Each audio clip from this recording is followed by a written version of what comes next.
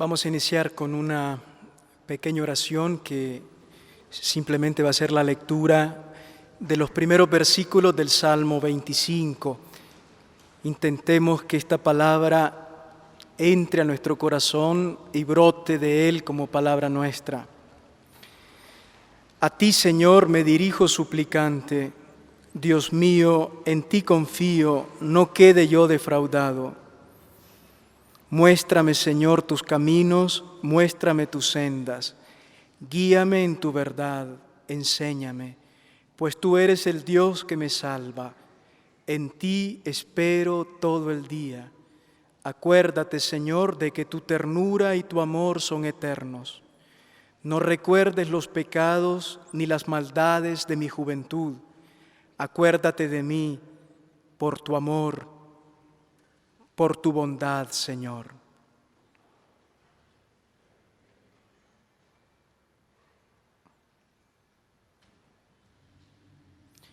Gloria al Padre y al Hijo y al Espíritu Santo.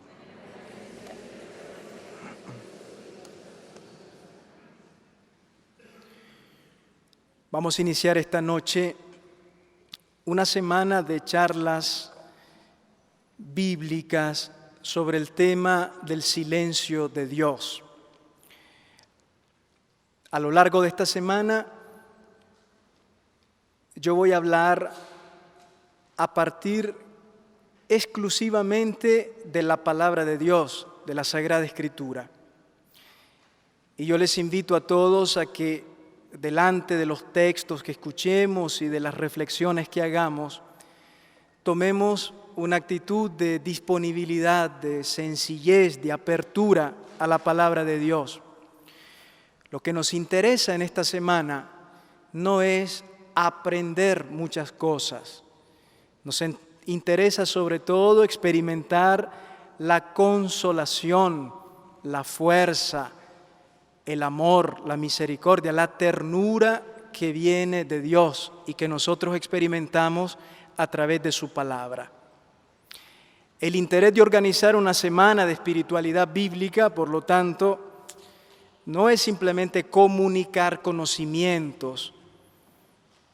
Vamos a intentar que estas charlas no sean simplemente momentos académicos o de comunicación de información, sino que intentemos ustedes y yo acercarnos a la Biblia como discípulos, escuchando la palabra del Señor, dejando que caiga, como decía Moisés en el cántico de Deuteronomio 32, como rocío sobre el césped, como llovizna sobre la hierba, que caiga así la palabra de Dios sobre nuestra vida.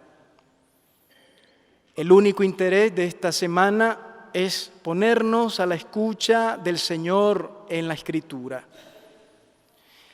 Vamos a leer en la Biblia lo que yo llamo la experiencia modelo, con la cual constantemente vamos a tener que confrontar nuestro camino espiritual, nuestras vivencias interiores, nuestra experiencia de Dios.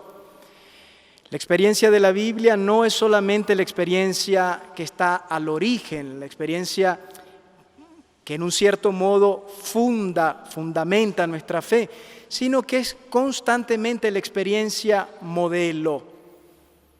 Y en ese sentido, la Biblia es como un espejo. Y en el espejo nos vemos nosotros mismos. Nos acercamos a la Escritura no para aprender más, sino para vivir mejor. Y queremos que ella sea como un espejo en la que nos reflejemos nosotros mismos y desde ahí podamos recomponer, podamos reordenar algunos aspectos de la vida que probablemente a lo largo de los años se han ido desordenando, se han ido desubicando. Yo estoy convencido que la palabra de Dios es ante todo luz en mi camino, como dice el Salmo 119, luz en mi camino. Y la luz sirve para iluminar. Por lo tanto, lo más importante no es entender la Biblia, Lo más importante es que entendamos nuestra vida con la ayuda de la Biblia. El fin último de esta semana bíblica no es que aprendamos muchos textos bíblicos y entendamos lo que dice la Biblia.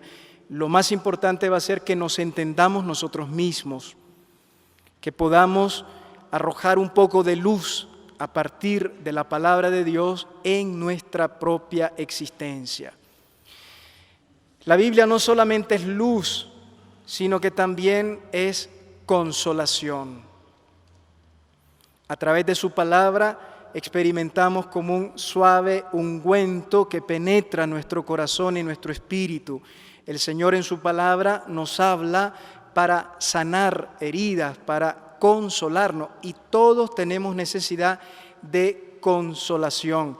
Dice el libro de las Lamentaciones, del que vamos a hablar esta semana más adelante, en un momento dramático de la historia de Israel, cuando el ejército de Babilonia, que había invadido Jerusalén, había destruido toda la ciudad, la gente quedó destrozada, no solamente porque había perdido todo, sino destrozada interiormente. El libro de las Lamentaciones tiene una frase preciosa, dice: si el Señor no consuela, no hay consolador. Es decir, que para la Biblia el único sujeto válido del verbo consolar es Dios. Y cuando Dios consuela, no es el consuelo nuestro, que nos lamentamos con el otro y le damos alguna palabra de ánimo. El consuelo que viene de Dios es transformación interior del corazón. Dios consuela cambiando nuestras situaciones de dolor, nuestras situaciones de quebranto interior, de tristeza, de sinsentido. El consuelo de Dios es la transformación de estas situaciones. Y en tercer lugar, la Biblia es también fuerza. No solamente es luz, no solamente es consolación, sino que también es fortaleza. San Pablo la compara con una espada, ¿no? La carta a los Hebreos también, la espada de la palabra de Dios, es fortaleza. La espada sirve para combatir. En la carta a los Efesios, en el capítulo 6, la espada del Espíritu es la palabra de Dios. La Biblia nos da fortaleza en los momentos de debilidad. Nos da esa certeza interior de que actuamos según la voluntad de Dios, de que estamos delante de una experiencia espiritual que nos ayuda, que nos pone en pie y nos ayuda a caminar con seguridad. La Biblia también es fuente de fortaleza interior, de certeza, aun cuando todos los puntos de apoyo en la vida se caen, aun cuando todo parece fallar, cuando los puntos de referencia más importantes desaparecen. Por lo tanto, vamos a iniciar esta semana bíblica con esa convicción, no con espíritu de curiosidad, sino con corazón y oído de discípulos delante de la palabra de Dios, dejando que la palabra del Señor nos ilumine, es luz, nos consuele, porque la Biblia es fuente de consolación, y al mismo tiempo nos dé fortaleza interior. Esta es la única razón por la cual se organiza una semana de espiritualidad bíblica. Naturalmente que para lograr esto vamos a tener que acercarnos a muchos textos bíblicos, y como la Biblia fue escrita en una época muy distinta a la nuestra, hace muchísimos siglos, y además en unas lenguas que no son las nuestras, en una cultura y en una mentalidad que no fue la nuestra, pues necesita de una cierta ayuda para entender los textos. Yo siempre digo que entre el texto bíblico y nosotros hay como un gran espacio, un gran vacío que hay que llenar, hay que tender un puente para que la palabra de Dios, la Escritura, sea actual, sea comprensible para nosotros. Y yo voy a tratar humildemente de ser ese puente. Cuando leamos un texto, yo voy a intentar colocarlo en el momento en que se dijo, voy a tratar, si en castellano no es claro, decir más o menos cuál es la idea del texto original. O sea, yo voy a hacer un poco de puente entre el texto bíblico y nosotros. Lo importante no es lo que yo diga, lo importante es lo que ustedes escuchen de Dios a través del texto de la Sagrada Escritura. Vamos a pedirle al Señor, por eso hemos iniciado con el Salmo 25, que nos muestre sus caminos, que nos ilumine con su palabra, que nos muestre sus sendas, que nos guíe en su verdad y nos enseñe. El tema de esta semana de espiritualidad bíblica es el tema del silencio de Dios. Es un tema que en realidad no es nuevo. Lo que es nuevo es la sensibilidad que hay hoy de frente a esta experiencia.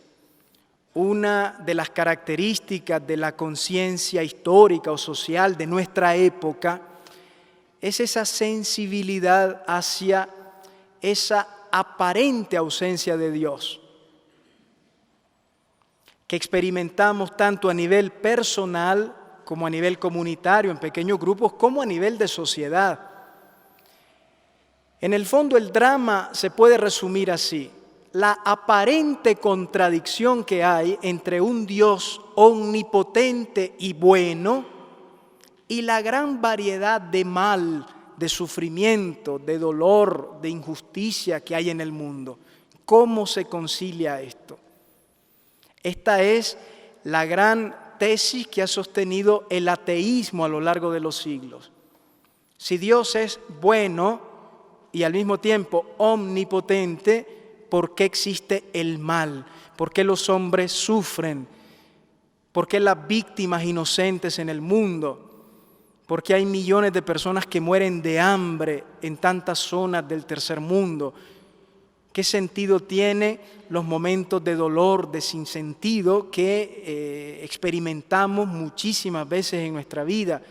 Una enfermedad terminal que llega en el momento que uno menos lo espera. Un dolor familiar, una crisis interior personal. ¿Dónde está Dios? Esa gran pregunta. Eso frente a lo cual hoy hay una gran sensibilidad. ¿Dónde está Dios delante de esa inmensa variedad de mal que hay en el mundo? Esa pregunta no somos nosotros los primeros que nos la hacemos. A lo largo de los siglos ha sido objeto de reflexión de teólogos, místicos, filósofos, dentro y fuera del cristianismo. El tema del silencio de Dios no es absolutamente nuevo, más bien es un tema tradicional. Nosotros, sin embargo, nos vamos a acercar a este tema desde una vertiente que yo diría que está a la raíz, desde la Escritura.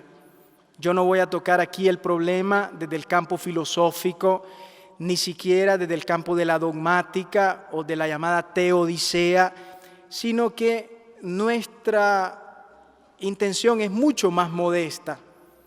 Nosotros vamos a utilizar solamente la palabra de la revelación y nos vamos a acercar a la Escritura, donde encontramos en muchísimas páginas esa misma experiencia, la experiencia de la pregunta sobre la presencia de Dios, que muchas veces parece ocultarse, parece indiferente y en el caso más extremo parece no existir.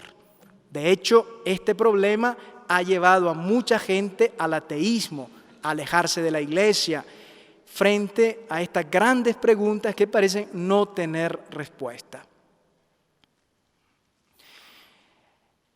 Hay un salmo en la Biblia, el Salmo 10, que nos describe la experiencia de un hombre que la Biblia llama, con la palabra hebrea, Rash,